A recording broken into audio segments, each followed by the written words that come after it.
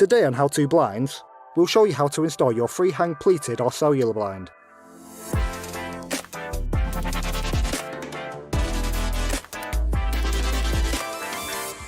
First, we'll mark out our drill position for our brackets. Each bracket drill hole position must be at least 75mm from both sides of the recess. Now we can drill our holes using a 6mm drill bit and insert our plugs. Screw in the brackets, ensuring the tab is between the blind and the window frame. Do the same for both sides.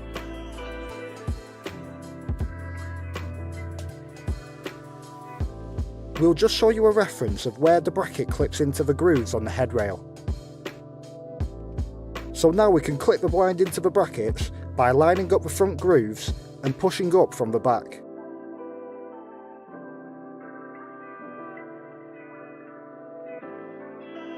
We'll give the blind a quick test, and then we can install our child-safe cord and chain cleat. Position the cleat a minimum of 1500mm from the floor and make sure to use both screw holes to secure.